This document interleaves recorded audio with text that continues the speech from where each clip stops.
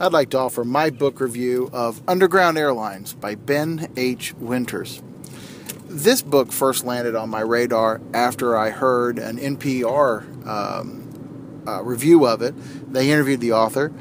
Sounded really interesting to me, and so I wanted to get into it a little bit.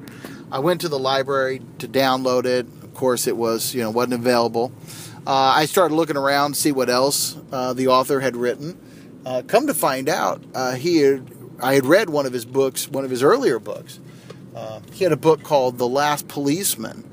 And this was a story about a policeman as the world is about to end. An asteroid is hurtling toward it and the world is about to end. This policeman was still doing his job, and he was determined to solve this case that everybody had ruled a suicide, but he was convinced it was something else. And he was determined to solve this case, even though realistically, the world is about to end, and what would it really matter if it wasn't solved, right? Really interesting story. It was an easy-to-read story. So then I got into this, and I'm like, okay, I definitely want to check this book out. This book, my big fear was that this is going to be a revisionist history of the Civil War and of slave times. The story is that the Civil War never happened. Abraham Lincoln was assassinated in Indianapolis before he could free the slaves of the Emancipation Proclamation, and the Civil War started. And it then details what the United States would be like today if we never went through that. And again, like I said, at first I was afraid this is going to be revisionist history or maybe a glorification of slavery or something like that. I wasn't very fearful of that, but I was kind of fearful that, maybe it was going to kind of try to rewrite some of those histories or try to rewrite some of those sentiments or the meanings of some of those things that happened. It definitely was not that. This really was a story about what if. What would the world be like if these things never happened? And an interesting line that was used in the book was that history sometimes is just an accident. That the things that happen were just because something happened or something didn't happen. And like I said, in this one, because Abraham Lincoln was assassinated before he could free the slaves. This is a story about Victor. He is a former slave who was pressed into service by the U.S. government. Interestingly, that he was a slave. He had escaped from the Hard Four, the 4 slave states in the South. But when he was recaptured, the government forced him into service to track down runaway slaves. In this story, he is sent on a mission to track down Jack Dawes. But immediately, right off the bat, he feels that something isn't necessarily right about the case. I think for me, this book, I really appreciate this book, and this book really worked well for me on many different levels. I've said this before, I really appreciate when books, happen in Indiana. Not because I'm a homer or something, home state kind of guy or something, or it has to be set in Indiana to be good. But I kind of appreciate the fact because I knew the context of where this was. I had this kind of this mental picture of the physical area in which the story was taking place. He travels to Indianapolis to track down this runaway slave. He travels down Meridian. He goes to Circle Center Mall. He goes to Plainfield. I had these mental pictures. I knew where he was going, and so that really helped out a lot for me.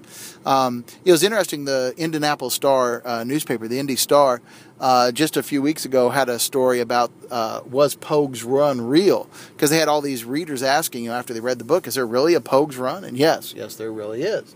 So for me, I thought that was really kind of neat and was a nice little bonus in reading. The characters in this book were very well done. Very complete, very in-depth characters. We really got to see a lot about the characters and how and why they acted the way they did. These weren't just canned characters. They weren't just kind of stereotypical characters. They really had a lot of depth and meaning to them. Victor is kind of a torn man. He does his job. He does his job very well. But he knows that he's forced into it.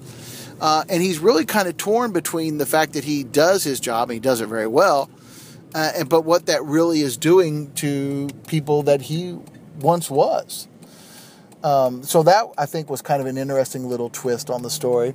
But you really get to see kind of that mental anguish, and you get to see, him go through those mental states that really defined who and what he was.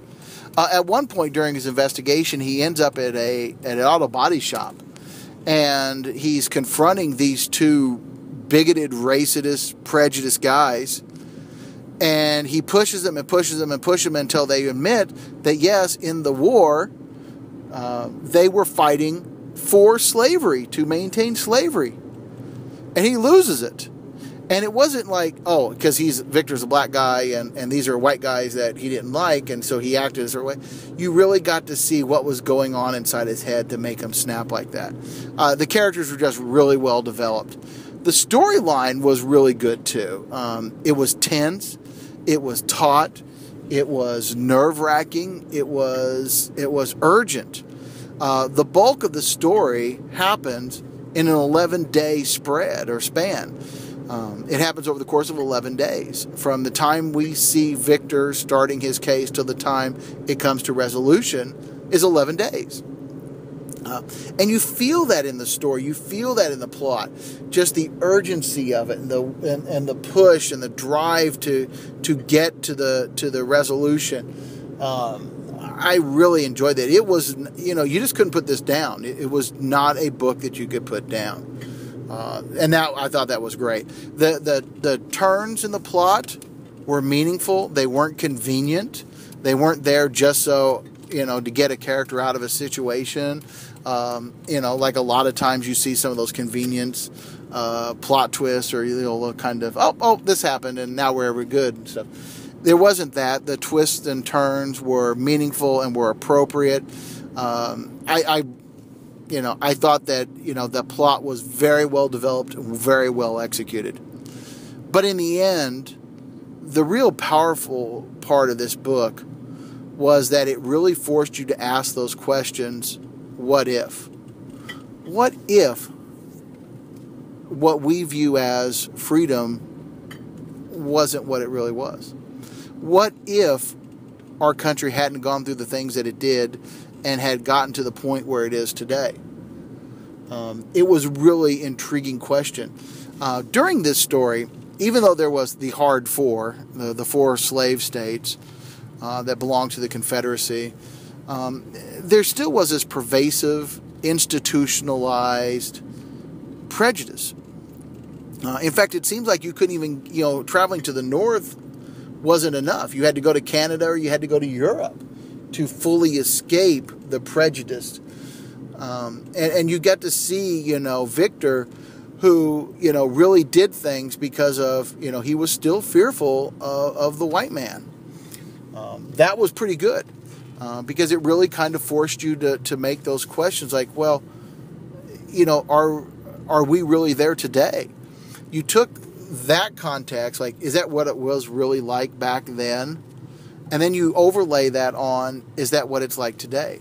You hear stories in this kind of, Black Lives Matter kind of setting where these black men talk about being afraid of being pulled over by the police. In this story, we see that very similar thing. And so you have to wonder, are we really that much different? Did we really get that far? Very thought-provoking, very meaningful. I thought that that the story, the way it was presented, and those questions that it made you really think about were well executed. They were meaningful, and they were spot on. And so, for that, I think Ben Winters did just an amazing job. I only really had one problem with the story, and the ending was good. The ending was good. I think the ending was right. But I think the ending tried too hard to tie up all the loose ends. It really kind of, one of the questions that it asked you was, what is the value of human life? What is value of a human? And I thought the ending tried to tie up all those loose ends too conveniently by addressing that very question. I think in the end, I got to put this on my 4.5 bookshelf. The book was amazing. It was wonderful. It was thought-provoking. I think it's a great read for not only, kind of as a sociological kind of investigation, but I think as a historical piece, I think it was well done, and I think it was very thought-provoking, and it really did a lot of good things. Unfortunately, the ending kind of took away a little bit for me. It wasn't critical, it wasn't a crushing piece, but it was enough to make me think that, I don't know, it just didn't feel as good as the rest of the book, because the rest was so well executed. This piece kind of fell a little flatter. In the end, 4.5 bookshelf. I think this is a must read for anybody.